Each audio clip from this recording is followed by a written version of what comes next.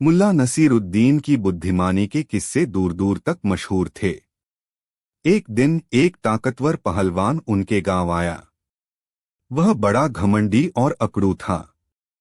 उसने पूरे गांव में ऐलान किया, यहाँ कोई ऐसा है जो मुझे लड़ाई में हरा सके। मैं अपनी ताकत से सबको जमीन पर पटक सकता हूँ। गांव वाले डरे हुए थे। वे जानते थे कि कोई भी पहलवान को बल में नहीं हरा सकता। तभी किसी ने कहा, मुल्ला नसीरुद्दीन को बुलाओ, शायद वह कुछ कर पाए। मुल्ला नसीरुद्दीन को बुलाया गया। मुल्ला ने पहलवान की चुनौती सुनी और मुस्कुराते हुए कहा, ठीक है, मैं तुम्हारी चुनौती स्वीकार करता हूं, लेकिन लड़ाई का नियम मैं तय करूंगा। पहलवान ने ठहाका लगाते हुए कहा, तुम जैसे दुबले पतले आदमी के लिए कोई भी नियम चलेगा। बोलो क्या करना है?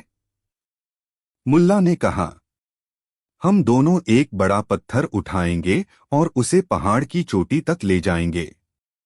जो पहले चोटी तक पहुंचेगा वही विजेता होगा। पहलवान ने सोचा, मुझे यह पत्थर उठाना कोई मुश्किल काम नहीं, मैं आसानी से जीत जाऊंगा। अगले दिन प्रतियोगिता शुरू हुई। मुल्ला ने पहलवान से कहा, हम एक ही पत्थर उठाएंगे ताकि कोई भी यह न कह सके कि पत्थर भारी या हल्का था। पहलवान ने सहमति दी। मुल्ला ने एक बड़ा पत्थर चुना और दोनों ने उसे उठाने की कोशिश शुरू की। मुल्ला ने कहा, इस पत्थर को हम दोनों मिलकर उठाते हैं और फिर इसे बारी बारी से पकड़ते हैं। पहले तुम इसे उठाकर पहाड़ तक ले जाओ, फिर मैं।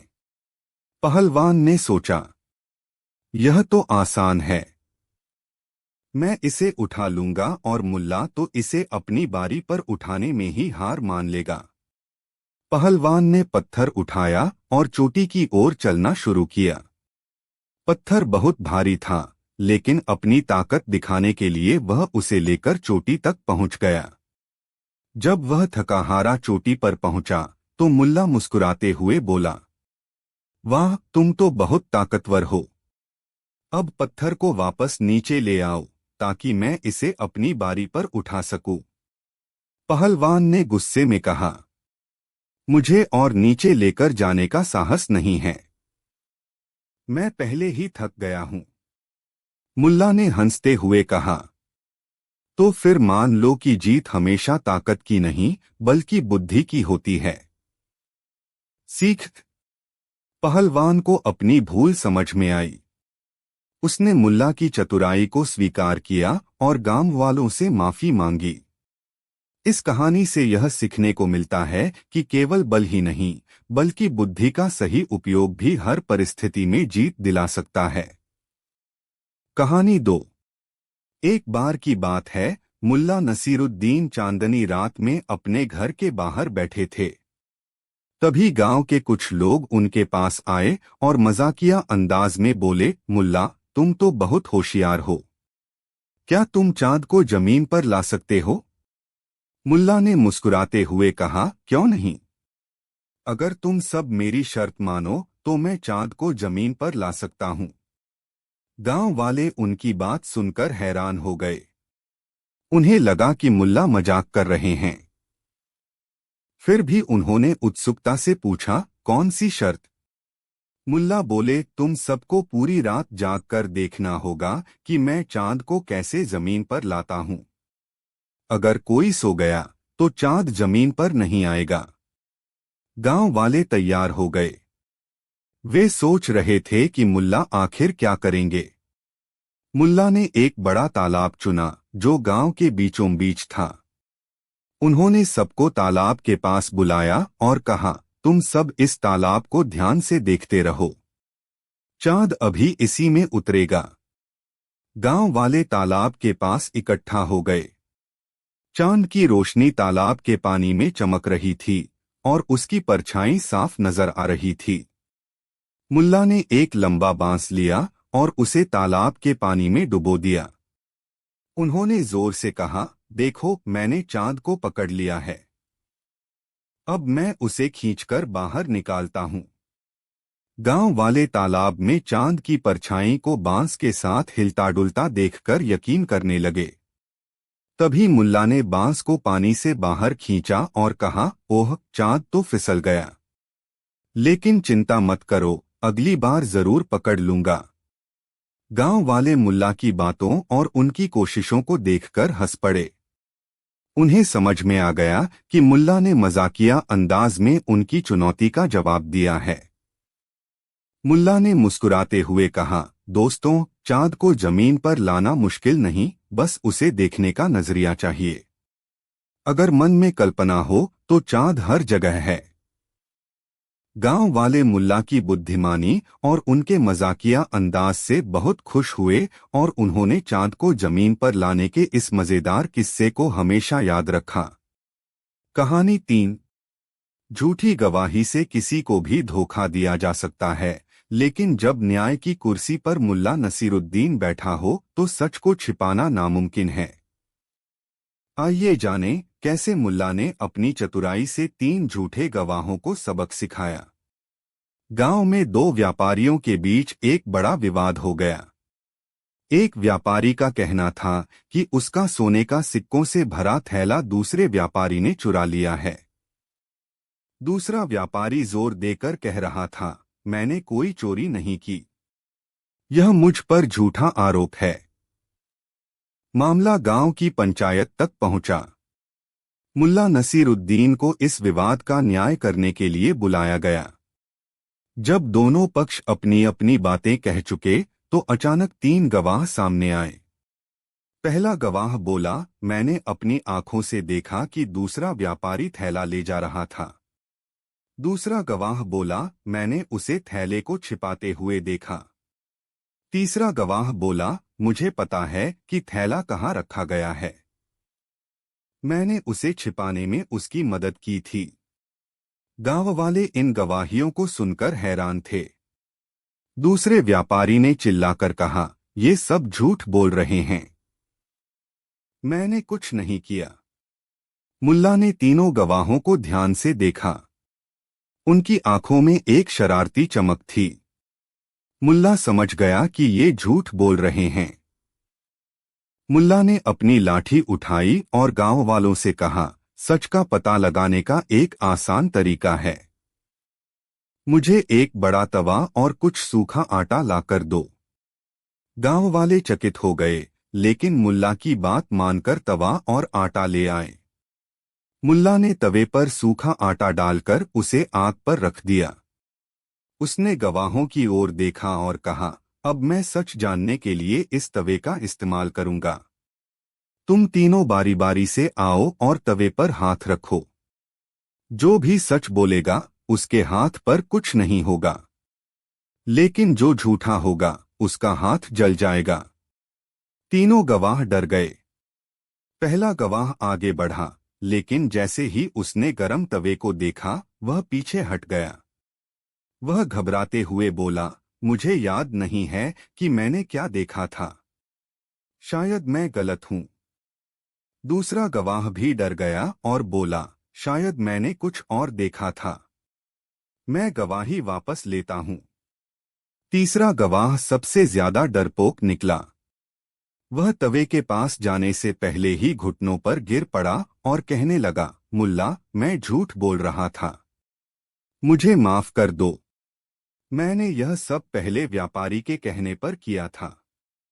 उसने हमें पैसे देकर झूठी गवाही दिलवाई। मुल्ला मुस्कुराया और गांव वालों की ओर देखते हुए बोला, देखा, सच का सामना करने से झूठ अपने आप हार जाता है। बिना तवे पर हाथ रखे ही हमें सच का पता चल गया। पहले व्यापारी को अपनी गलती का एहसास हुआ। उसने सबके सामने माफी मांगी और दूसरे व्यापारी को उसका थैला लौटा दिया। गांव वाले मुल्ला की समझदारी और अनोखे तरीके की तारीफ करते रहे। मुल्ला ने जाते जाते कहा, झूठ का तवा कभी भी गर्म पड़ सकता है, इसलिए हमेशा सच बोलो, वरना उसका बोझ उठाना मुश्किल होगा। गांव फिर से खुशियों से भर गया और मुल्ला एक और नई कहानी बनाने के लिए अपने अगले सफर पर निकल पड़ा। कहानी 4। एक दिन मुल्ला नसीरुद्दीन के पड़ोसी ने दरवाजे पर आकर जोर जोर से आवाज लगाई। जब मुल्ला बाहर आया तो पड़ोसी गुस्से में बोला, मुल्ला, तुम्हारा मुर्गा बहुत शोर मचाता है।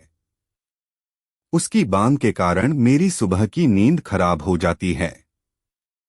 इसे रोको वरना मैं इसे पकड़कर दूर फेंक दूंगा। मुल्ला ने शांत स्वर में जवाब दिया, अरे भाई, मेरी बात सुनो। मुर्गा बांग देता है, ये तो उसकी फितरत है। उसे रोकना तो मुश्किल है, लेकिन चलो मैं इस बारे में कुछ सोचता हूँ। अगले दिन पड़ोसी फिर आया और गुस्से से कहा, तुम्हारा मुर्गा तो अब भी शोर मचा रहा है। तुमने कुछ किया क्यों नहीं? मुल्ला मुस्कुराते हुए बोला, देखो, मैंने मुर्गे को समझाया कि बांग न दे, लेकिन उसने कहा, मैं सिर्फ एक बार बांग देता हूँ, बाकी का शोर तो तुम्हारे दिल का है। अब तुम ही बताओ, इस मामले में दोषी कौन है, मुर्गा या तुम्हारा गुस्सा? यह सुनकर पड़ोसी चुप हो गया। उसने समझ लिया कि समस्या मुर्गे से नहीं बल्कि उसकी अपनी सोच से थी। कई बार हमारी समस्याएं बाहर से नहीं बल्कि हमारे मन से उपजती हैं। हमें अपनी सोच को शांत और सकारात्मक बनाना चाहिए ताकि बाहरी चीजें हमें प्रभावित न करें। कहानी 5। एक दिन मुल्ला नसीरुद्दीन गांव की बाजार में एक मुर्गी लेकर पहुंचे और ऊंची आवाज में चिल्लाने लगे, आओ आओ, ये कोई साधारण मुर्गी नहीं है, यह सोने का अंडा देती है। गांव वालों ने यह सुना तो वे हैरान हो गए। लोग सोचने लगे कि अगर यह सच है तो यह मुर्गी खरीदने में ही समझदारी है। लेकिन कुछ लोग इसे मुल्ला का मजाक समझ रहे थे। तभी एक व्यापारी ने मुल्ला से पूछा, मुल्ला, अगर यह मुर्गी वाकई सोने का अंडा देती है तो तुम इसे बेच क्यों रहे हो? मुल्ला ने चालाकी से मुस्कुराते हुए जवाब दिया, मैं इस मुर्गी से तंग आ गया हूं। इसे खिलाना पिलाना बहुत महंगा है। मैं अमीर बनने के लिए मेहनत नहीं करना चाहता। बेहतर है कि इसे कोई और ले जाए। गांव वालों को मुल्ला की बात पर संदेह हुआ, लेकिन फिर भी वे उत्सुक थे।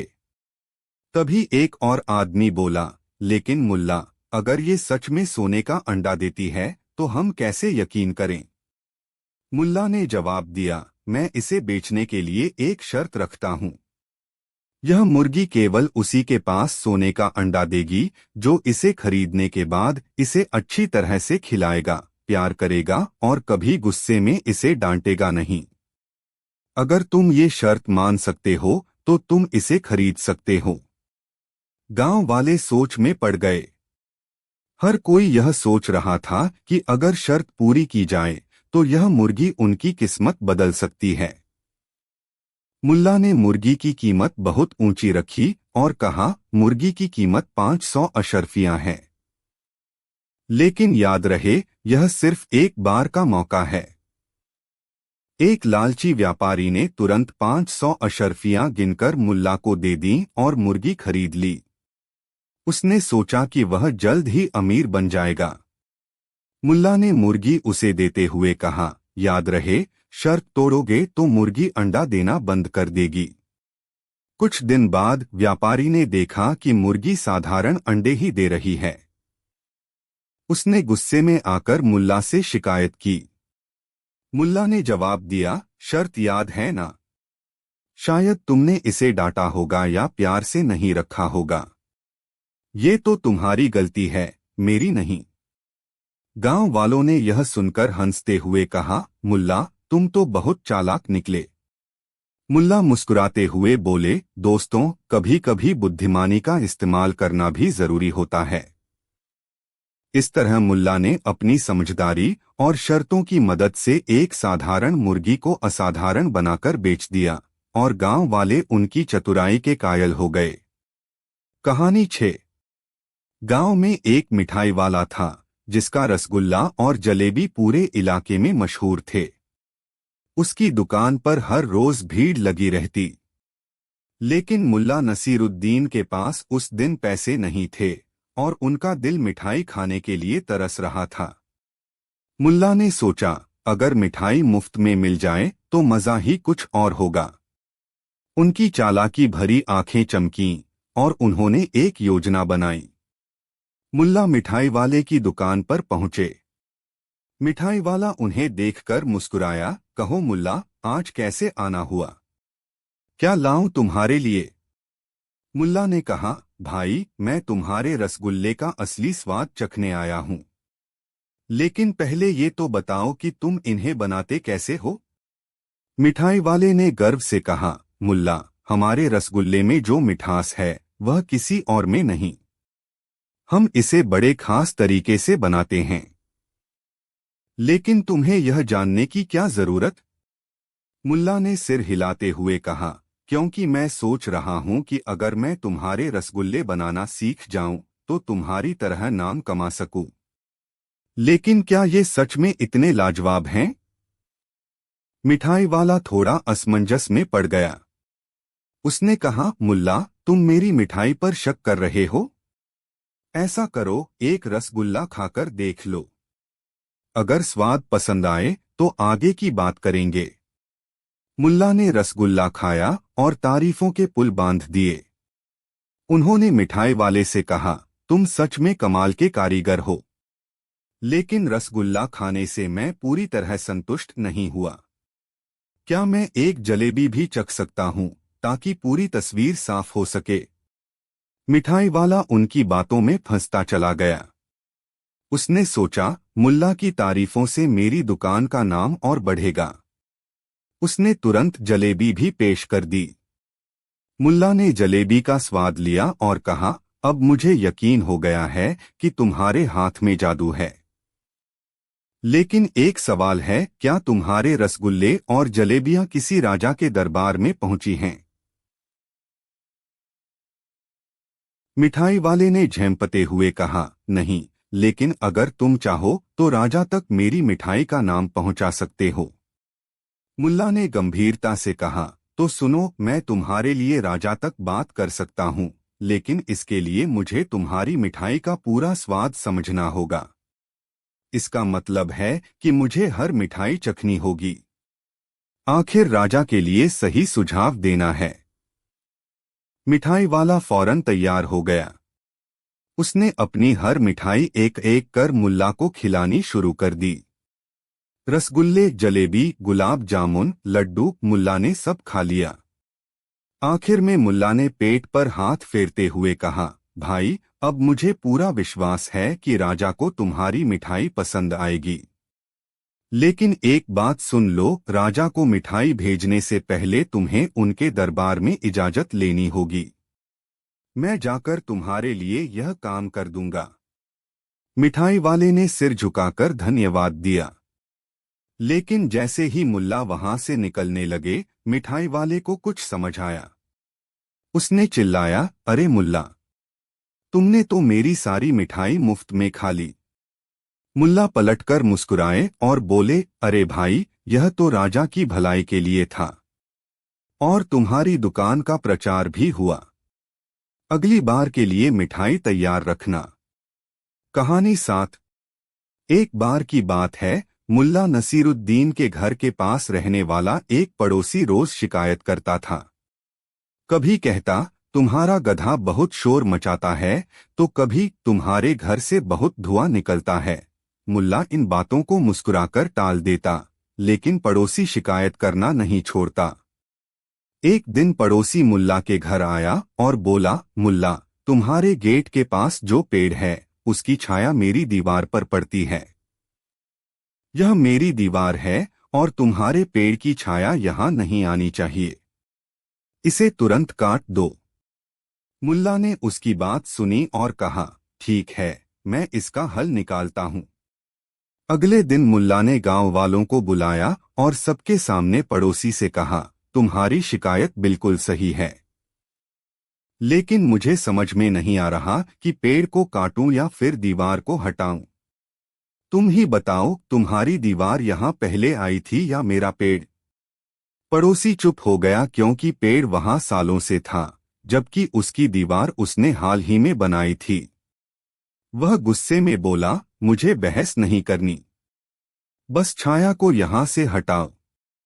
मुल्ला ने मुस्कुराते हुए कहा, ठीक है, अगर तुम्हें छाया पसंद नहीं है तो तुम्हें दीवार वहां बनानी चाहिए जहां छाया न पहुंचे। पेड़ अपनी जगह सही है और तुम्हारी शिकायत बेकार है।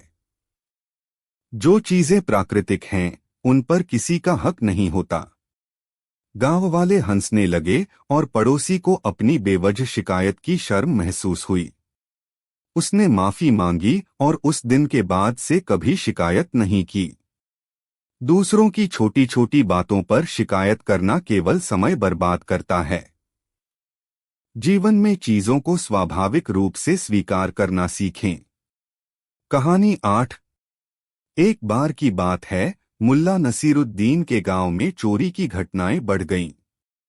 हर रात किसी न किसी के घर से सामान गायब हो जाता। गांव वाले परेशान थे और चोर को पकड़ने का कोई उपाय नहीं सूझ रहा था। ऐसे में सबने मुल्ला नसीरुद्दीन से मदद मांगी। मुल्ला ने उनकी बात सुनी और मुस्कुराते हुए कहा, चोर पकड़ने का काम मुझ पर छोड़ दो, लेकिन मेरी एक शर्त है, जो भी चोरी करेगा वो खुद ही अपने अपराध को कबूल करेगा। गांव वाले हैरान रह गए। अगली रात मुल्ला ने गांव के चौपाल पर सभी को इकट्ठा किया और कहा, आज रात मैंने अपनी मस्जिद के बीचों बीच एक जादुई घड़ा रखा है। जो भी चोर होगा, अगर उसने उस घड़े को छुआ तो उसकी दाढ़ी काली हो जाएगी। चोर भीड़ में ही छिपा हुआ था। उसने सोचा कि ये बस मुल्ला की चालाकी होगी, लेकिन फिर भी वह डरा हुआ था। मुल्ला ने सभी से कहा, हर कोई अपनी बारी पर घड़े को छुएगा। सुबह तक पता चल जाएगा कि चोर कौन है। गांव के सभी लोग एक एक करके घड़े को छूते गए। चोर के डर ने उसे रोक लिया। उसने सोचा, अगर मैंने घड़े को छुआ और दाढ़ी काली हो गई तो मैं पकड़ा जाऊंगा। उसने घड़े को नहीं छुआ। सुबह मुल्ला ने सबको फिर से इकट्ठा किया और सबकी दाढ़ियां देखने लगा। उसने कहा, अब हर कोई अपनी हथेली दिखाए। मुल्ला ने पहले ही घड़े पर कालिख लगा दी थी। जिसने घड़े को छुआ था उसकी हथेली काली हो गई थी, लेकिन चोर की हथेली साफ थी क्योंकि उसने घड़े को छुआ ही नहीं था। मुल्ला ने चोर की ओर इशारा करते हुए कहा, यही है हमारा चोर। यह घड़े को छूने से बचने के लिए छिपा रहा। उसकी सफाई ही उसे दोषी साबित करती है। गांव वाले मुल्ला की बुद्धिमानी देखकर हैरान रह गए और चोर ने अपना अपराध कबूल कर लिया। इस तरह मुल्ला ने अपनी अनोखी शर्त और चतुराई से चोर को पकड़ लिया और गांव में फिर से शांति स्थापित हो गई। कहानी 9। एक दिन गांव के चौपाल पर मुल्ला नसीरुद्दीन अपने दोस्तों के साथ बैठे थे। बातचीत के दौरान एक युवक ने मजाक में कहा, मुल्ला, तुम इतने बुद्धिमान और चतुर हो, क्या तुम पानी पर चल सकते हो? मुल्ला ने मुस्कुराते हुए जवाब दिया, पानी पर चलना? यह तो मेरे लिए बहुत आसान है, लेकिन मैं इसे तभी करूंगा जब तुम सब मेरी एक शर्त मानोगे। गांव वाले चौंक गए। वे जानते थे कि मुल्ला की हर बात में कोई न कोई चालाकी जरूर होती है। एक ने पूछा, शर्त क्या है? मुल्ला ने कहा, अगर मैं पानी पर चलने में कामयाब हो गया तो तुम सब मुझे 100 अशर्फियां दोगे, और अगर मैं असफल रहा तो मैं हर किसी को 100 अशर्फियां दूंगा। गांव वालों को यकीन था कि पानी पर चलना असंभव है, इसलिए वे तुरंत शर्त मान गए। अगले दिन मुल्ला ने सबको पास की नदी पर बुलाया। सभी लोग यह देखने के लिए उत्सुक थे कि मुल्ला क्या करेंगे। मुल्ला ने नदी के किनारे एक पत्थर पर खड़े होकर कहा, तुम सब ध्यान से देखो, मैं अब पानी पर चलने वाला हूं। इसके बाद मुल्ला ने नदी के अंदर कदम रखा, लेकिन जैसे ही वह पानी में घुसे, सबने देखा कि पानी उनके घुटनों तक आ रहा है। मुल्ला नदी में एक पत्थर से दूसरे पत्थर पर कदम रखते हुए धीरे धीरे चल रहे थे। गांव वाले दंग रह गए। किसी को समझ नहीं आ रहा था कि मुल्ला कैसे पानी पर चल रहे हैं। एक व्यक्ति ने चिल्लाकर पूछा, मुल्ला, तुमने यह कैसे किया? तुम सचमुच पानी पर चल रहे हो? मुल्ला मुस्कुराए और बोले, दोस्तों, यह कोई जादू नहीं है। मैंने पहले से ही नदी में ऐसे पत्थरों का रास्ता बना रखा था जिन पर कदम रखकर मैं चल सकता हूं। गांव वालों ने जब ध्यान से देखा तो उन्हें पानी के अंदर पत्थर नजर आने लगे। सब हंस पड़े और बोले, मुल्ला, तुमने फिर से अपनी चालाकी से हमें चौंका दिया। मुल्ला ने हंसते हुए कहा, दोस्तों, पानी पर चलना असंभव हो सकता है, लेकिन सही योजना और चालाकी से नामुमकिन को भी मुमकिन बनाया जा सकता है। गांव वालों ने अपनी हार मान ली और 100 अशर्फियां मुल्ला को दे दी। इस तरह मुल्ला ने अपनी चतुराई से शर्त भी जीत ली और गांव वालों को हंसी मजाक का एक और किस्सा दे दिया। कहानी 10। एक बार की बात है, मुल्ला नसीरुद्दीन के गांव में एक अमीर आदमी अपनी अकड़ और दिखावे के लिए मशहूर था। वह अक्सर गरीबों और कमजोर लोगों का मजाक उड़ाया करता था। एक दिन उसने गांव में ऐलान किया कि वह 100 सोने के सिक्के देगा, लेकिन शर्त यह है कि जो कोई बिना आग के ठंडे तंदूर में रोटी बना लेगा, वही इनाम का हकदार होगा। गांव के लोग यह सुनकर हंसी में पड़ गए। बिना आग के रोटी सेंकना तो नामुमकिन था, लेकिन मुल्ला नसीरुद्दीन ने चुपचाप उस शर्त को स्वीकार कर लिया। अमीर आदमी और गांव वाले सोचने लगे कि मुल्ला जरूर कोई मूर्खता करने वाला है। अगले दिन मुल्ला ठंडे तंदूर के पास गया। उसने आटा गूंथा और रोटी तैयार की। फिर उसने रोटी को तंदूर के अंदर रख दिया और बैठकर इंतजार करने लगा। जब अमीर आदमी और गांव वाले यह देखने आए कि मुल्ला क्या कर रहा है, तो उन्होंने देखा कि तंदूर ठंडा था और रोटी कच्ची पड़ी हुई थी। अमीर आदमी हंसते हुए बोला, मुल्ला, यह कैसा मजाक है? ठंडे तंदूर में रोटी कैसे पक सकती है? मुल्ला मुस्कुराते हुए बोला, जरा धैर्य रखो, मैं इसे पका रहा हूं। फिर मुल्ला ने एक बड़ा दीपक जलाया और उसे तंदूर से लगभग 10 फीट दूर रख दिया। गांव वाले चौंक गए और बोले, मुल्ला, यह क्या कर रहे हो? इतनी दूर से रोटी कैसे पकेगी? मुल्ला शांत स्वर में बोला, अगर इतनी दूर रखी आग से रोटी नहीं पक सकती, तो उस अमीर आदमी को कैसे लगा कि गरीब लोग उसकी दूर दूर की मदद से अपना पेट भर सकते हैं? अमीर आदमी को अपनी गलती का एहसास हुआ और उसने सभी से माफी मांगी। उसने मुल्ला को 100 सोने के सिक्के दिए और ऐलान किया कि वह अब जरूरतमंदों की मदद करेगा। गांव वाले मुल्ला की इस चतुराई से हैरान थे और उन्होंने खूब तालियां बजाईं। शिक्षा: समस्या का समाधान चतुराई और धैर्य से किया जा सकता है। किसी की मदद केवल दिखावे के लिए नहीं, बल्कि दिल से करनी चाहिए। कहानी 11। एक दिन 3 ठग एक गांव में पहुंचे। उनकी योजना थी कि गांव के सबसे बुद्धिमान व्यक्ति को बेवकूफ बनाकर उसकी संपत्ति हड़प ली जाए। गांव वालों ने उन्हें बताया, अगर तुम वाकई चालाक हो तो मुल्ला नसीरुद्दीन को ठग कर दिखाओ। लेकिन याद रखना, वह हाजिर जवाब और बेहद चतुर है। तीनों ठगों ने चुनौती स्वीकार कर ली और मुल्ला के पास पहुंचे। वे उसे एक बड़े व्यापारी के वेश में मिले और बोले, मुल्ला, हम धनवान व्यापारी हैं और हमारे पास एक गुप्त खजाना है, लेकिन हमें इसे सुरक्षित रखने के लिए तुम्हारी मदद चाहिए। बदले में हम तुम्हें बड़ा इनाम देंगे। मुल्ला ने उनकी बात सुनी और मुस्कुराते हुए कहा, खजाना? यह तो बड़ी दिलचस्प बात है। मुझे बताओ, तुम्हें मेरी मदद कैसे चाहिए? पहले ठग ने कहा, हम तुम्हें यह खजाना देंगे, लेकिन इसे तब तक खोलना मत जब तक हम वापस न आ जाएं। दूसरा ठग बोला, अगर तुमने हमारी बात मानी तो तुम्हें खजाने का 1/4 हिस्सा मिलेगा। तीसरा ठग मुस्कुराया और बोला, लेकिन याद रखना, अगर तुमने इसे पहले खोलने की कोशिश की तो खजाना श्रापित हो जाएगा। मुल्ला ने गंभीरता से सिर हिलाया और कहा, ठीक है, मैं तुम्हारी बात मानता हूँ। खजाना मुझे दो। ठगों ने मुल्ला को एक भारी संदूक दिया, जिसे वे बड़ी सावधानी से उठाकर लाए थे। फिर वे बोले, हम इसे लेने कल सुबह आएंगे, तब तक इसे सुरक्षित रखना। मुल्ला ने संदूक को अपने घर में रख दिया। ठगों ने सोचा कि उनकी योजना कामयाब हो गई है और वे अब संदूक को अगले दिन चुपके से ले जाकर गायब कर देंगे। लेकिन मुल्ला को उनके इरादों पर पहले से ही शक था। रात में मुल्ला ने संदूक को ध्यान से देखा।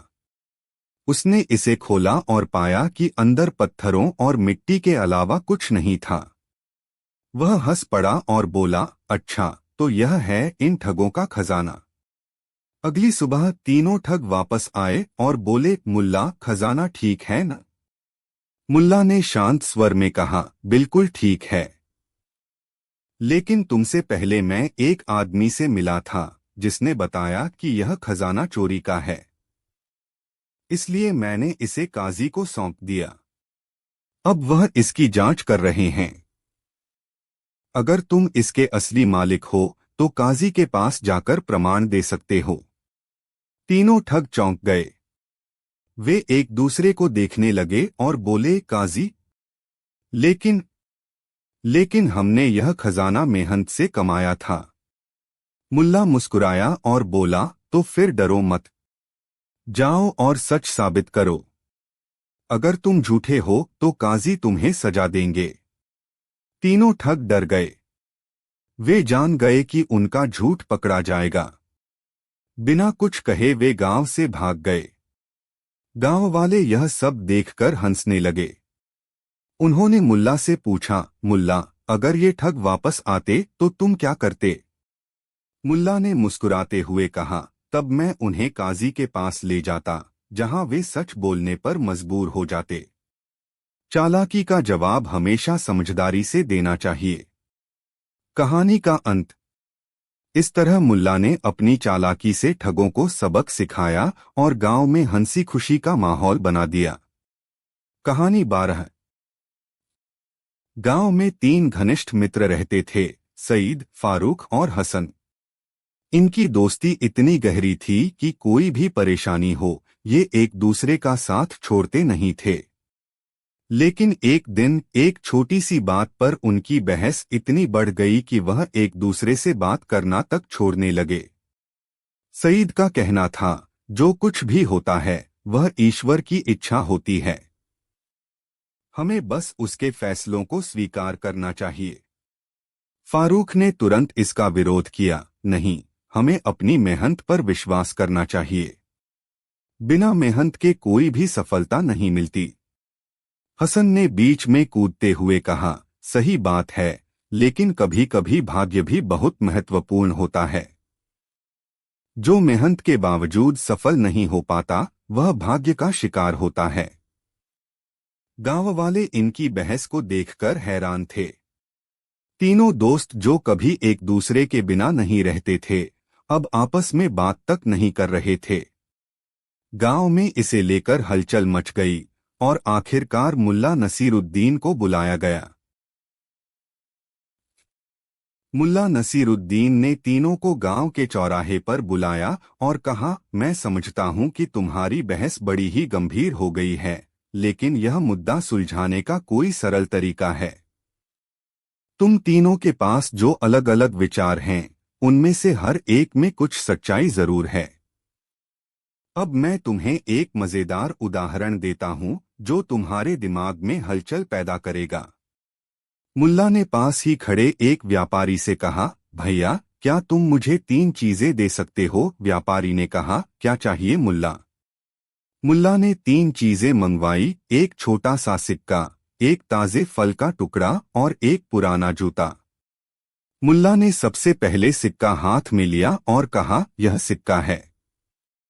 यह तुम्हें याद दिलाता है कि किस तरह मेहनत से कुछ भी प्राप्त किया जा सकता है। जैसे तुम सब मेहनत करते हो और अपना उद्देश्य पाते हो। फिर उसने फल का टुकड़ा उठाया और कहा, यह फल है। यह बताता है कि कभी कभी भाग्य भी महत्वपूर्ण होता है। जैसे एक अच्छा समय आने पर अचानक फल मिल जाता है। फिर उसने जूता उठाया और कहा, यह जूता है। यह हमेशा तुम्हें याद दिलाता है कि सच्चा इंसान वही है जो अपने रास्ते पर विश्वास करता है और कठिनाइयों के बावजूद चलने की हिम्मत रखता है। मुल्ला ने तीनों दोस्तों को देखा और मुस्कुराते हुए कहा, सही रास्ता वह नहीं होता जो हमेशा एक जैसा दिखे। मेहनत, भाग्य और विश्वास, ये सब मिलकर हमारी सफलता का निर्माण करते हैं। तुम तीनों एक दूसरे से अलग नहीं हो, बल्कि एक ही रास्ते पर चल रहे हो, बस तुम्हारा तरीका अलग है। तीनों दोस्तों ने मुल्ला की बातों को सुना और फिर एक दूसरे को देखा। सईद ने सबसे पहले कहा, तुम सही कह रहे हो मुल्ला। हमें अपनी सोच को भी एक दूसरे की नजर से देखना चाहिए। फारूक और हसन भी सिर झुकाकर बोले, हमें समझ में आ गया। हम एक दूसरे से प्यार करते हैं और हमारी बहस केवल गलतफहमी थी। तीनों दोस्त एक दूसरे से गले मिले और मुल्ला का धन्यवाद किया। गांव वाले यह देखकर हैरान रह गए। मुल्ला ने अपनी चतुराई से तीन दोस्तों के बीच की बहस को न सिर्फ खत्म किया, बल्कि उन्हें एकता का सही मतलब भी समझाया। मुल्ला नसीरुद्दीन ने मुस्कुराते हुए कहा, याद रखो, सही रास्ता वही होता है जो दोस्ती और समझ से गुजरता है। कहानी 13। राजा ने मुस्कुराते हुए कहा, मुल्ला, आज तुमने हमें चौंकाने के लिए क्या नया सोच रखा है? मुल्ला ने अपनी टोपी उतारकर झुकते हुए कहा, महाराज, आज मैं आपके लिए एक पहेली लाया हूं। लेकिन यह पहेली हल करना इतना आसान नहीं होगा। इसे सुलझाने के लिए आपको अपनी बुद्धिमानी का पूरा उपयोग करना होगा। राजा ने उत्सुक होकर कहा, तो जल्दी से सुनाओ अपनी पहेली। मुल्ला ने धीरे धीरे कहा, चार भाई एक साथ रहते हैं, लेकिन वे कभी एक दूसरे से मिलते नहीं। बताइए वे कौन हैं? दरबार में सन्नाटा छा गया। राजा ने सिर खुजलाया और दरबारियों की ओर देखा। दरबारी फुसफुसाने लगे, चार भाई जो कभी मिलते नहीं, यह तो असंभव है। शायद यह कोई दार्शनिक सवाल है। राजा ने सोचते हुए पूछा, मुल्ला, क्या वे इंसान हैं? मुल्ला ने मुस्कुराते हुए जवाब दिया, नहीं महाराज, वे इंसान नहीं हैं। अब राजा और भी उलझ गए। उन्होंने अपने मंत्रियों से सलाह ली, लेकिन किसी के पास कोई उत्तर नहीं था। राजा ने हार मानते हुए कहा, मुल्ला, हमें इसका उत्तर बताओ। यह पहेली हमारी बुद्धि से परे है। मुल्ला ने मुस्कुराते हुए कहा, महाराज, उन चार भाइयों का नाम है पूर्व, पश्चिम, उत्तर और दक्षिण। वे एक साथ इस दुनिया में हैं, लेकिन कभी एक दूसरे से नहीं मिलते। दरबार में हर कोई आश्चर्यचकित रह गया। राजा ने हंसते हुए कहा, मुल्ला, तुम्हारी पहेलियां हमेशा हमें सोचने पर मजबूर कर देती हैं। यह जवाब वाकई अद्भुत था। मुल्ला ने अपनी टोपी पहनते हुए कहा, महाराज, जीवन भी एक पहेली की तरह है। हर दिशा में सोचेंगे तो ही समाधान मिलेगा।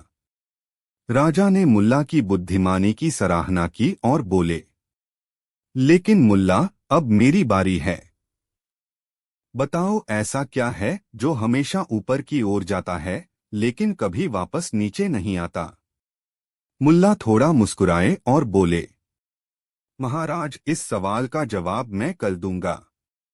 लेकिन क्या आप यकीन करते हैं कि इसका उत्तर इतना आसान होगा? क्या मुल्ला राजा की इस पहेली का उत्तर ढूंढ पाएंगे? जानने के लिए देखिए अगला भाग। राजा ने कहा, मुल्ला, ऐसा क्या है जो हमेशा ऊपर जाता है, लेकिन कभी वापस नीचे नहीं आता।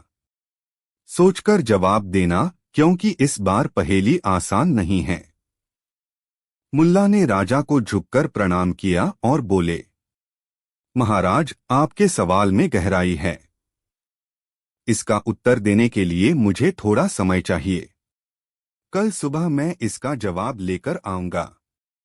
राजा ने सिर हिलाते हुए कहा, ठीक है मुल्ला, लेकिन ध्यान रहे, अगर इस बार तुम असफल हुए तो तुम्हें मानना होगा कि मेरी बुद्धिमानी तुमसे बड़ी है। मुल्ला मुस्कुराए और दरबार से बाहर निकल आए। मुल्ला नसीरुद्दीन अपने गधे पर सवार होकर घर लौट रहे थे। रास्ते में उनका गधा कुछ अजीब तरह से हिनहिनाने लगा। मुल्ला ने रुककर गधे को देखा और बोले, तू भी इस सवाल का जवाब सोच रहा है क्या? चल दोनों मिलकर सोचते हैं। रास्ते में मुल्ला ने आकाश की ओर देखा। उन्होंने चांद और तारों को निहारा और बड़बड़ाए, जो ऊपर जाता है लेकिन नीचे नहीं आता। क्या यह समय हो सकता है या फिर कुछ और?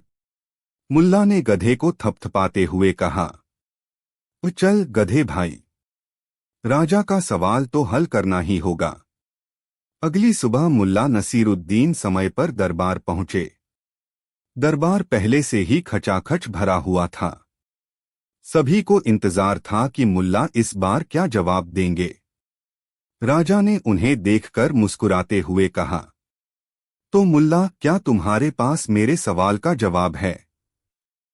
मुल्ला ने अपनी टोपी उतारी, सिर झुकाया और गंभीर स्वर में बोले, महाराज, आपके सवाल का उत्तर है उम्र। दरबार में एक सन्नाटा छा गया। राजा और सभी दरबारियों ने हैरानी से उनकी ओर देखा। राजा ने पूछा, उम्र? यह कैसे? मुल्ला ने समझाया, महाराज, हमारी उम्र हर पल बढ़ती जाती है। यह ऊपर की ओर यानी आगे बढ़ती है, लेकिन कभी वापस नीचे यानी घटकर नहीं आती। यही इसका रहस्य है। राजा ने हंसते हुए तालियां बजाईं और बोले, मुल्ला, तुमने फिर से सही उत्तर दिया। वाकई तुम्हारी सोचने की क्षमता अद्भुत है। मुल्ला ने मुस्कुराते हुए कहा, महाराज, आपकी पहेलियां हमारी बुद्धि को और तेज करती हैं।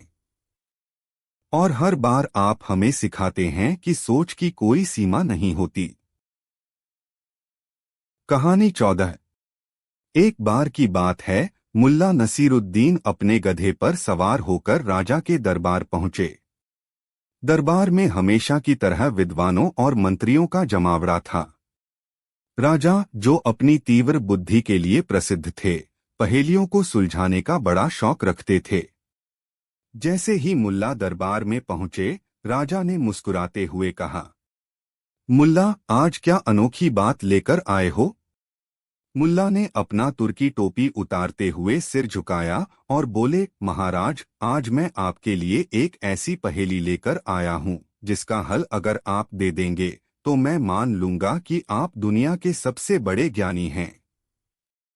राजा हंस पड़े और बोले, अच्छा, तो सुनाओ अपनी पहेली। मुल्ला ने अपनी टोपी से एक पुराना चमकता हुआ चांदी का सिक्का निकाला और उसे उंगलियों पर घुमाते हुए कहा, महाराज, एक ऐसा सिक्का है जिसे खर्च भी किया जा सकता है और फिर भी वह हमेशा आपके पास रहेगा। बताइए वह सिक्का कौन सा है? राजा के चेहरे पर आत्मविश्वास था। उन्होंने तुरंत अपने मंत्रियों की ओर देखा। दरबार में सन्नाटा छा गया। मंत्रीगण फुसफुसाने लगे, खर्च होगा और फिर भी रहेगा, ये तो असंभव है। शायद मुल्ला चालाकी से कुछ खेल खेल रहा है। राजा ने कहा, मुल्ला, ये कैसे संभव है? अगर कोई सिक्का खर्च होगा तो वह वापस कैसे आएगा? मुल्ला मुस्कुराए, महाराज, यही तो इस पहेली की खूबसूरती है। सोचिए सोचिए। पूरा दरबार सोच में डूब गया। किसी के पास कोई जवाब नहीं था। राजा ने अपने खजाने के प्रमुख से कहा, क्या हमारे खजाने में ऐसा कोई सिक्का है?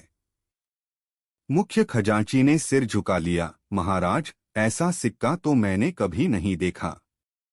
अब राजा को थोड़ी बेचैनी होने लगी। आखिरकार उन्होंने हार मानते हुए कहा, मुल्ला, मुझे इस पहेली का जवाब बताओ। मुल्ला ने अपनी टोपी ठीक करते हुए कहा, महाराज, वह सिक्का यादें हैं। राजा और दरबार के सभी लोग हतप्रभ रह गए। मुल्ला ने समझाया, यादें ऐसी दौलत हैं जिन्हें आप किसी को भी खर्च कर सकते हैं, जैसे कहानियां सुनाना, किसी को अपनी खुशियां बांटना, और फिर भी वे आपके पास हमेशा बनी रहती हैं। राजा इस उत्तर से प्रभावित हुए और बोले, मुल्ला, तुम्हारी बुद्धिमानी वाकई अद्वितीय है। लेकिन मैं तुम्हें एक पहेली देता हूं। बताओ, ऐसी कौन सी चीज है जो बड़ी होती है लेकिन उसके अंदर की जगह छोटी होती जाती है? मुल्ला मुस्कुराए और बोले, महाराज, इस सवाल का जवाब देने के लिए मुझे थोड़ा समय चाहिए। कल इसी समय इसका उत्तर दूंगा। मुल्ला दरबार से निकले और रास्ते में सोचने लगे। राजा ने जो पहेली पूछी है वह बड़ी अजीब है। कहीं यह किसी और रहस्य की ओर तो इशारा नहीं कर रही? क्या मुल्ला इस पहेली का हल ढूंढ पाएंगे? और क्या इस सवाल का संबंध किसी और गहरे रहस्य से है? जानने के लिए देखिए अगला भाग। एक शांत सुबह मुल्ला नसीरुद्दीन अपने गधे पर बैठे राजा के दरबार की ओर जा रहे थे। पिछली पहेली ने दरबारियों और राजा को न केवल उलझा दिया था, बल्कि हर किसी को उनके उत्तर का इंतजार था। लेकिन मुल्ला के चेहरे पर गहरी मुस्कान थी। जैसे ही वे दरबार पहुंचे, राजा ने तुरंत पूछा, मुल्ला, क्या तुमने मेरी पहेली का उत्तर ढूंढ लिया है? मुल्ला अपनी टेढ़ी चाल में राजा के करीब आए, अपनी टोपी उतारी और बोले, महाराज, आपकी पहेली वाकई गूढ़ है। आपने पूछा था, ऐसी कौन सी चीज है जो जितनी बड़ी बनती है उसके अंदर की जगह उतनी ही कम होती जाती है? राजा मुस्कुराए, हाँ, और मुझे यकीन है कि इसका उत्तर तुम्हारे पास नहीं होगा। मुल्ला ने थोड़ी देर चुप रहकर दरबार का माहौल गंभीर बना दिया। फिर बोले, महाराज, इसका उत्तर है घोंसला। दरबार में सब चौंक गए। राजा ने पूछा, घोंसला? वह कैसे? मुल्ला ने समझाया, महाराज, एक पक्षी जब अपना घोंसला बनाता है तो वह बाहर से बड़ा दिखता है, लेकिन अंदर की जगह छोटी ही रहती है। जितना बड़ा घोंसला बनाओ, अंदर बैठने की जगह सीमित ही होगी। राजा और सभी दरबारी मुल्ला के उत्तर से प्रभावित हुए। राजा ने सिर हिलाया और कहा, तुमने फिर से सही उत्तर दिया, लेकिन मुझे लगता है कि तुम्हारी बुद्धिमानी को और परखने का समय आ गया है। मुल्ला मुस्कुराए, महाराज, मैं तैयार हूं। आप पूछिए अपनी अगली पहेली। राजा ने अपनी सिंहासन पर झुककर कहा, बताओ, ऐसा क्या है जो हर किसी के पास होता है लेकिन सबका अलग अलग होता है? इसे कोई देख नहीं सकता, लेकिन हर कोई इसे महसूस कर सकता है। मुल्ला थोड़ी देर सोच में पड़ गए। उन्होंने अपनी टोपी उतारी और गधे की तरफ देखा, जैसे उससे सलाह मांग रहे हों। फिर बोले, महाराज, यह पहेली कठिन तो है, लेकिन शायद इसका उत्तर मेरी यादों में छुपा है। राजा मुस्कुराए, ठीक है मुल्ला, लेकिन याद रखना, अगर इस बार तुम हार गए तो तुम्हें पूरे दरबार के सामने स्वीकार करना होगा कि तुमसे ज्यादा बुद्धिमान मैं हूं। मुल्ला मुस्कुराए, महाराज, यह तो वक्त बताएगा। मुल्ला दरबार से निकलते हैं और दर्शकों को उनके विचारों में डूबा हुआ दिखाया जाता है। मुल्ला मन ही मन बड़बड़ाते हैं, हर किसी के पास अलग होता है। देख नहीं सकते, लेकिन महसूस कर सकते हैं। आखिर यह क्या हो सकता है? क्या इस पहेली का कोई और मतलब है? क्या मुल्ला इस पहेली का उत्तर ढूंढ पाएंगे या इस बार राजा जीत जाएंगे? जानने के लिए देखिए अगला भाग। कहानी वहीं से शुरू होती है जहां मुल्ला दरबार से निकलते हैं।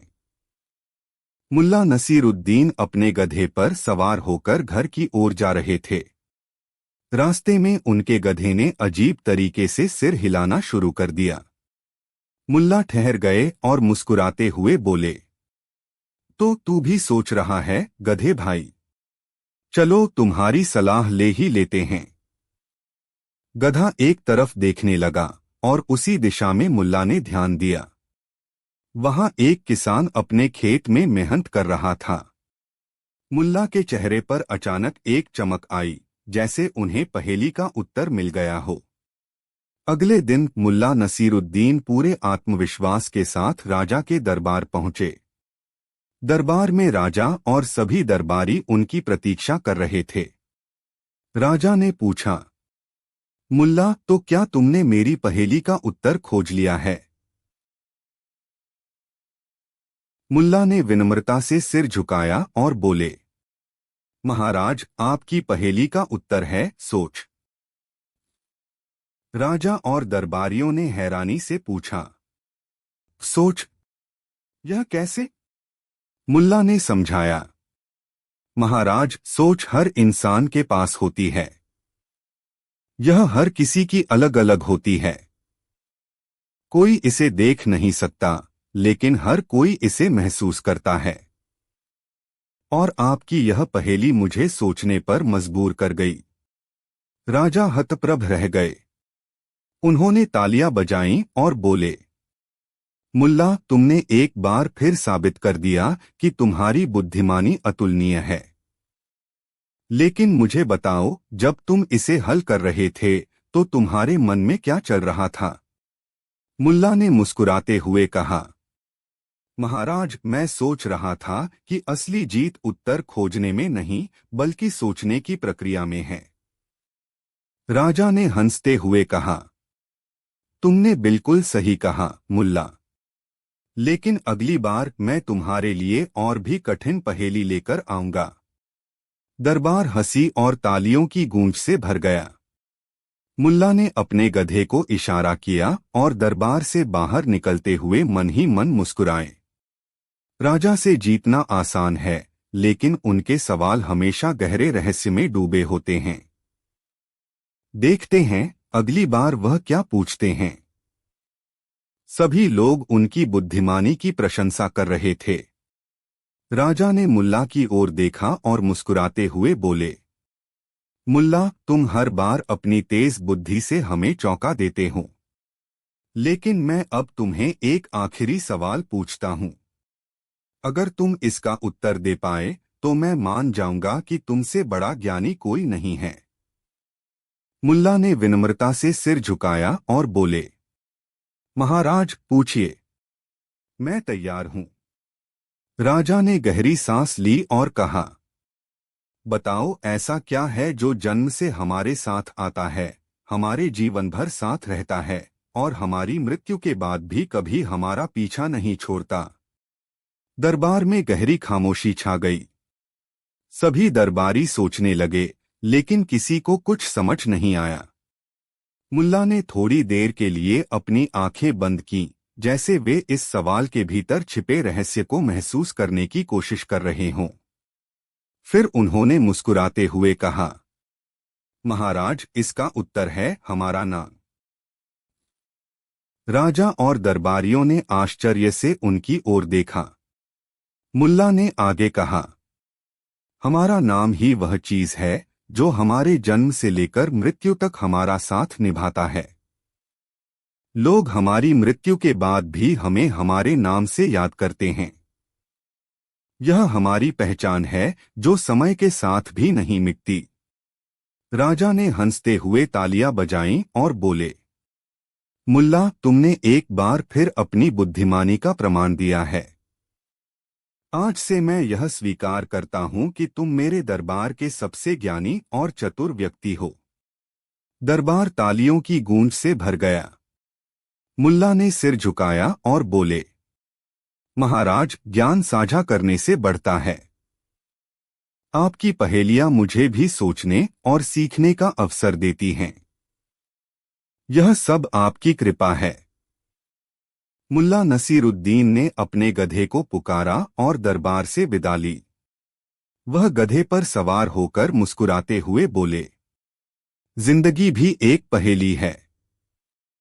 हर सवाल का जवाब सोचने से मिलता है, लेकिन असली मजा सवालों की खोज में है। मुल्ला का गधा धीरे धीरे दूर चलता है और कहानी यहीं समाप्त होती है।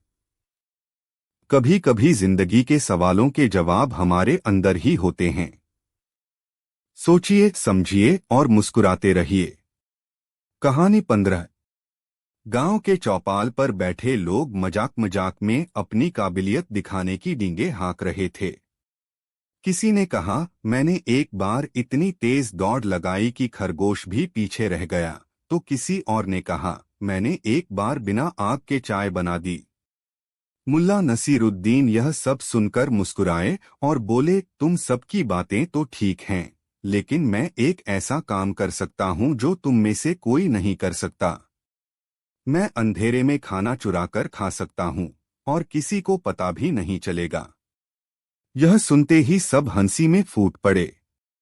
एक बुजुर्ग ने कहा, मुल्ला, तुम जितना मजाकिया हो उतने चालाक भी हो, लेकिन यह शर्त पूरी करना तुम्हारे बस की बात नहीं।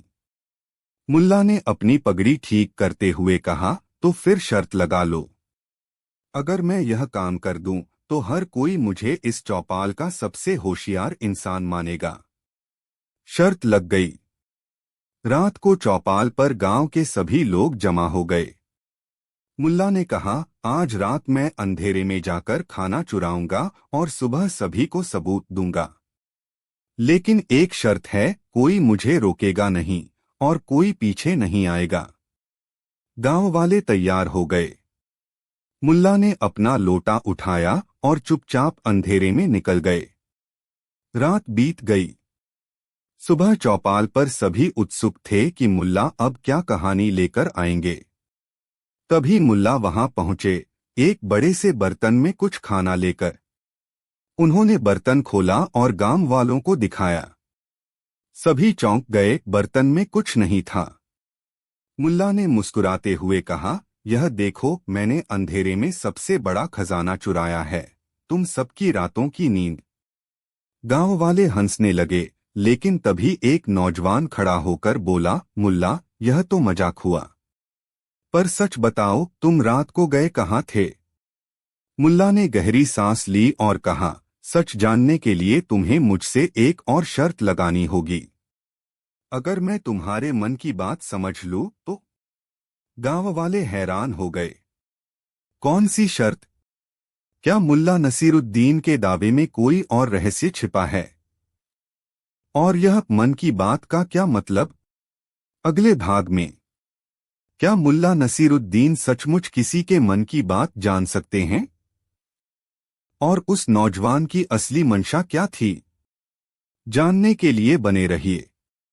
गांव वाले अब पूरी तरह से मुल्ला नसीरुद्दीन के जवाब का इंतजार कर रहे थे। चौपाल पर सन्नाटा छा गया। नौजवान ने पूछा, अगर तुम सच में मेरे मन की बात जान सकते हो तो बताओ, मैं इस वक्त क्या सोच रहा हूं? मुल्ला नसीरुद्दीन ने मुस्कुराते हुए अपनी पगड़ी ठीक की और कहा, तुम सोच रहे हो कि मैंने रात को असल में क्या किया और क्या मैं सचमुच कुछ चुराने गया था या नहीं। और शायद तुम्हारे मन में यह भी सवाल है कि क्या मैं केवल अपनी चालाकी से सबका समय बर्बाद कर रहा हूं। नौजवान हैरान रह गया। उसने सिर हिलाया और कहा, बिल्कुल सही, यही सोच रहा था।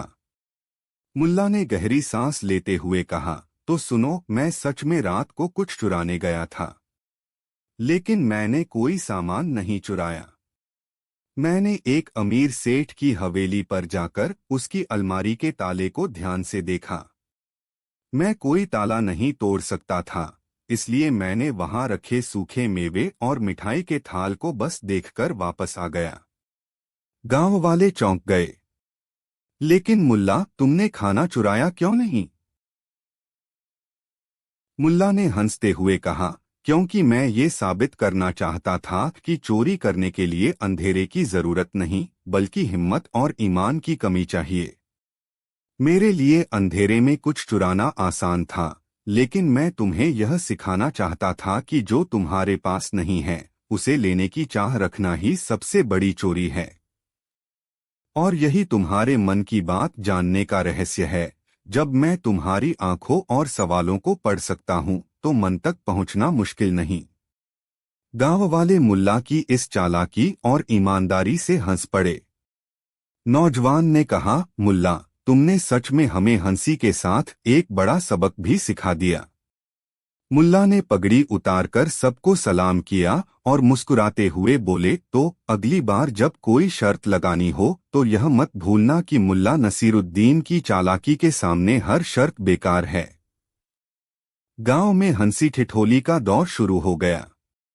मुल्ला अपनी मस्ती भरी चाल में वापस चल दिए, लेकिन गांव वालों के दिलों में उनकी बात गहराई तक बैठ गई।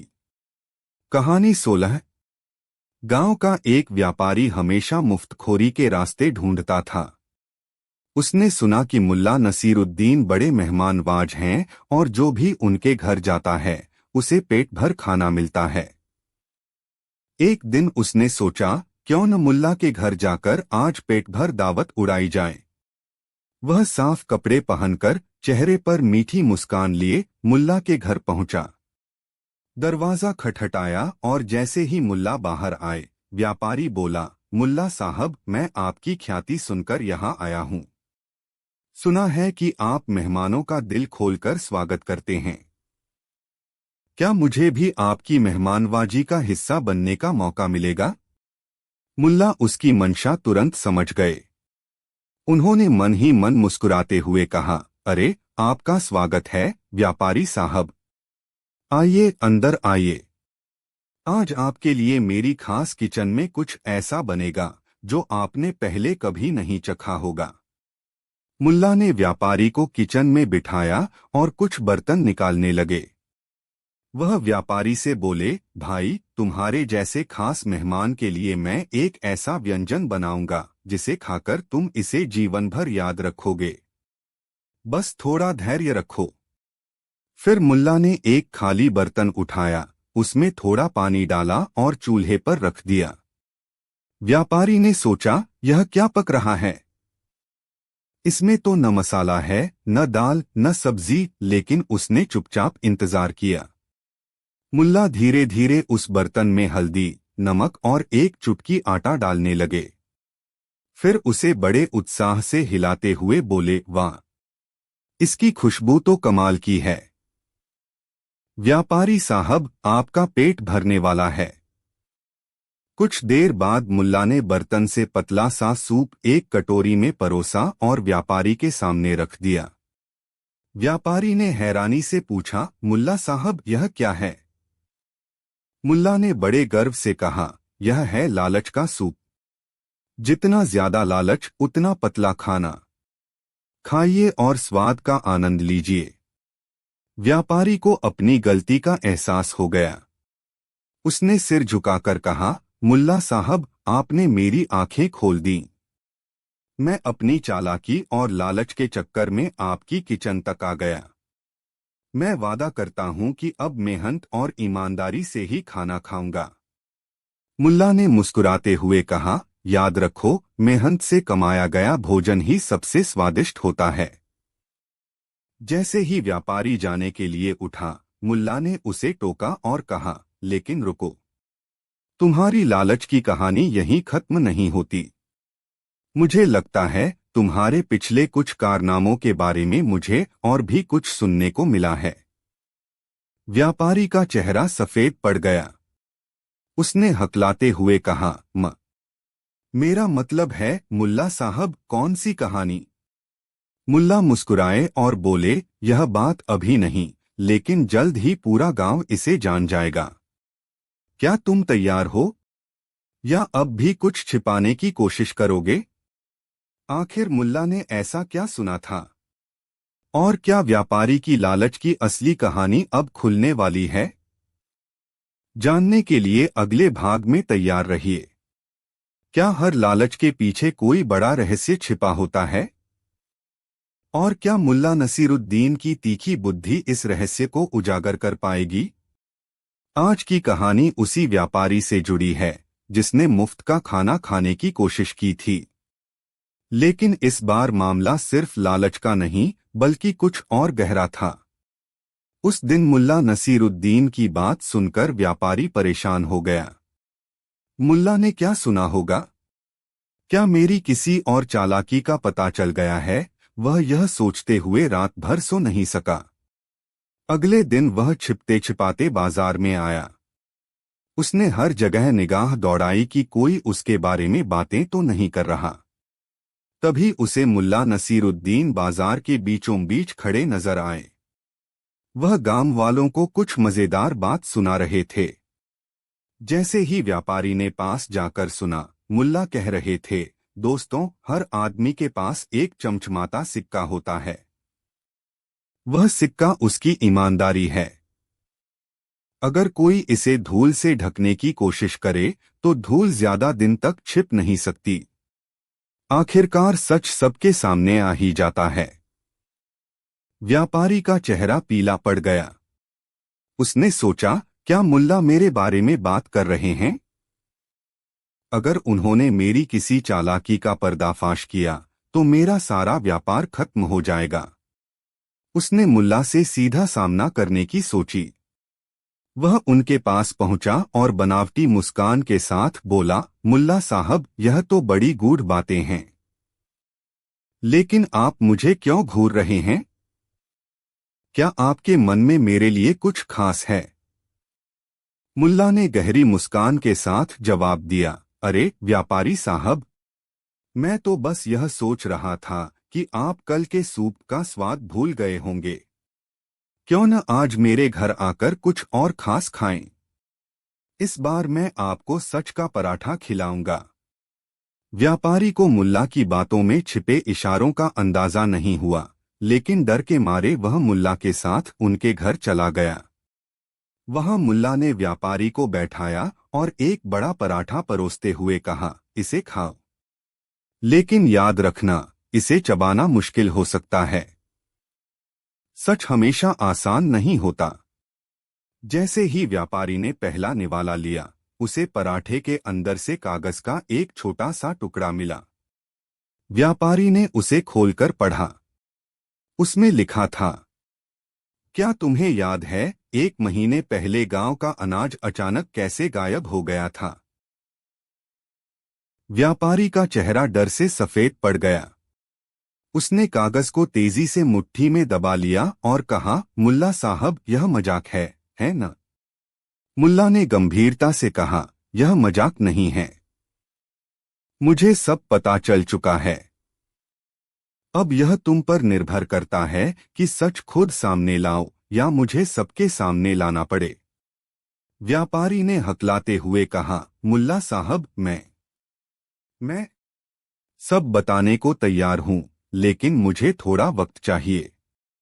मुल्ला मुस्कुराए और बोले, ठीक है, तुम्हें कल तक का समय देता हूं। लेकिन याद रखना, सच को जितना छिपाने की कोशिश करोगे वह उतनी ही जोर से उभर कर सामने आएगा। क्या व्यापारी ने सच छिपाने की कोशिश की या मुल्ला ने उसके गुनाहों का पर्दाफाश किया? जानने के लिए अगली कहानी में बने रहिए। एक ऐसा सच जो गांव को हिला देगा।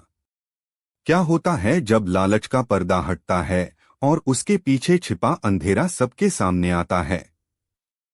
मुल्ला नसीरुद्दीन ने व्यापारी को 1 दिन का वक्त दिया था। लेकिन क्या वह सच कबूल करेगा या फिर मुल्ला की बुद्धिमानी उसे नई मुश्किलों में डाल देगी? रात भर व्यापारी को नींद नहीं आई। वह सोचता रहा, मुल्ला को अनाज चोरी के बारे में कैसे पता चला? मैंने तो इतनी चालाकी से अपना काम किया था। क्या गांव वालों को भी सब पता चल गया है? अगली सुबह डर और बेचैनी से भरा व्यापारी मुल्ला के घर पहुंचा। वह उन्हें मनाने की कोशिश करते हुए बोला, मुल्ला साहब, मैंने आपसे वादा किया था कि मैं मेहनत से अपनी जिंदगी जीऊंगा। क्या आप मुझे एक मौका नहीं देंगे?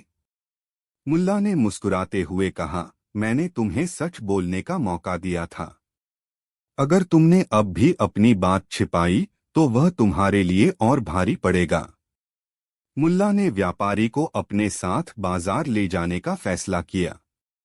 जैसे ही दोनों बाजार पहुंचे, मुल्ला ने जोर से आवाज लगाई, गांव वालों, आज हम सब एक बहुत बड़ा सच जानने वाले हैं। गांव वाले अपनी दुकानें छोड़कर मुल्ला के चारों तरफ इकट्ठा हो गए।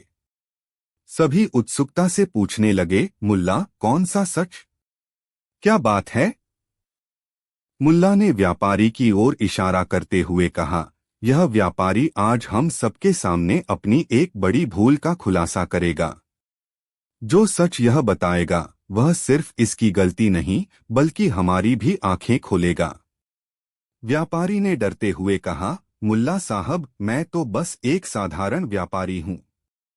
मैं किसी को ठगना नहीं चाहता। अगर कुछ गलतफहमी हो गई है तो मैं माफी मांगता हूं। मुल्ला ने उसकी बात को अनसुना करते हुए भीड़ की ओर देखा और बोले, गांव वालों, क्या आपको याद है, 1 महीने पहले हमारे गोदाम से अनाज गायब हुआ था। सबने इसे चूहों का काम समझा, लेकिन असल में चूहे नहीं, कुछ और ही खेल चल रहा था। गांव वालों ने आश्चर्य से कहा, क्या? इसका मतलब कोई इंसान इस चोरी के पीछे है? मुल्ला ने व्यापारी की ओर इशारा किया और बोले, यह वही इंसान है। मुल्ला ने अपनी जेब से एक छोटा कागज निकाला। वह वही कागज था जो उन्होंने व्यापारी के पराठे में छुपाया था। उन्होंने जोर से पढ़ा, गोदाम की चाबी चुपके से लेना और रात के समय अनाज निकालना, क्या यह सच नहीं है? व्यापारी यह सुनकर कांपने लगा। उसने घबराते हुए कहा, मुल्ला साहब, यह सब आप कैसे जानते हैं? मुल्ला मुस्कुराए और बोले, सच्चाई को छिपाने की तुम्हारी कोशिशें तुम्हारे व्यवहार में झलकती हैं। जब तुम्हें लालच का सूप परोसा, तभी मुझे यकीन हो गया कि तुम वही हो जिसने अनाज चुराया था। तुम्हारे चेहरे पर डर सब कुछ बयां कर गया। और हाँ, गोदाम में तुम्हारे कदमों के निशान ने मुझे पूरी कहानी समझा दी। गांव वाले व्यापारी पर चिल्लाने लगे, हमने तुम पर भरोसा किया और तुमने हमारे साथ धोखा किया। लेकिन मुल्ला ने उन्हें शांत किया और बोले, गुस्से से नहीं, समझदारी से काम लो। इसे अपनी गलती सुधारने का मौका दो। इसे गांव का सारा अनाज वापस करने दो और हर दिन गांव वालों के लिए सस्ते दामों पर अनाज बेचने की शर्त लगाओ। यही इसकी सजा होगी। व्यापारी ने सिर झुकाकर कहा, मुल्ला साहब, आप सही कहते हैं। मैं अपनी गलती मानता हूं और इसे सुधारने की पूरी कोशिश करूंगा। गांव वाले तो शांत हो गए, लेकिन मुल्ला की आंखों में एक अजीब चमक थी। जब व्यापारी जा रहा था, मुल्ला ने उससे धीरे से कहा, लेकिन तुम्हारी यह एक गलती नहीं थी। तुम्हारे पिछले कारनामे भी मुझे पता हैं। अब देखना यह है कि अगली बार कौन सा सच उजागर होगा। आखिर मुल्ला का इशारा किस तरफ था और कौन सा राज अभी तक छिपा है? जानने के लिए अगली कहानी का इंतजार करें, क्योंकि यह खेल अभी खत्म नहीं हुआ। व्यापारी मुल्ला की बात सुनकर घबरा गया। उसने खुद को संभालते हुए कहा, मुल्ला साहब, आप क्या कहना चाहते हैं? मैंने तो अपनी गलती मान ली है और गांव वालों को उनका अनाज वापस करने का वादा भी किया है। मुल्ला ने गहरी सांस ली और बोले, सच कबूल करना आसान नहीं होता और मैं जानता हूं कि तुमने यह सिर्फ डर के मारे किया। लेकिन क्या तुम्हें लगता है कि मैं तुम्हारी बाकी करतूतों से अनजान हूं? व्यापारी ने कांपती आवाज में पूछा, बाकी करतूतें? मेरा मतलब? मैं कुछ समझा नहीं। मुल्ला ने गांव वालों की भीड़ की ओर देखा और जोर से कहा, व्यापारी ने सिर्फ अनाज नहीं चुराया। उसने कई बार अपने सामान के दाम बढ़ाकर और घटिया सामान बेचकर गांव वालों को ठगा भी है। और यही नहीं, उसने पड़ोसी गांव के व्यापारियों से मिलीभगत करके हमारे गांव का फायदा उठाने की कोशिश भी की है। गांव वाले यह सुनकर गुस्से से भर गए। वे चिल्लाने लगे, हमने इस पर भरोसा किया और इसने हमारे साथ धोखा किया। व्यापारी ने हाथ जोड़ते हुए कहा, मुल्ला साहब कृपया मुझे माफ कर दें। मैं अब ऐसा कभी नहीं करूंगा। मैं कसम खाता हूं कि अपनी बाकी जिंदगी ईमानदारी से जीऊंगा। मुल्ला ने गांव वालों को शांत करते हुए कहा, गुस्से में सही निर्णय लेना मुश्किल हो जाता है। इसे एक आखिरी मौका देते हैं। यह गांव के हर परिवार को मुफ्त में अनाज देगा जब तक इसकी चोरी का पूरा मुआवजा नहीं चुक जाता। साथ ही इसका व्यापार गांव की पंचायत की निगरानी में होगा। व्यापारी ने सिर झुकाकर सजा स्वीकार कर ली। उस रात जब सब लोग अपने अपने घर चले गए, मुल्ला ने अकेले आसमान की ओर देखा और मुस्कुराते हुए कहा, सच और झूठ की लड़ाई हमेशा से चलती आई है, लेकिन जब तक लोग अपने लालच को काबू में नहीं करेंगे, यह लड़ाई कभी खत्म नहीं होगी। इस तरह मुल्ला ने गांव वालों को न्याय दिलाया और व्यापारी को एक नई राह पर चलने का मौका दिया। और शायद इस बार व्यापारी सचमुच बदल गया।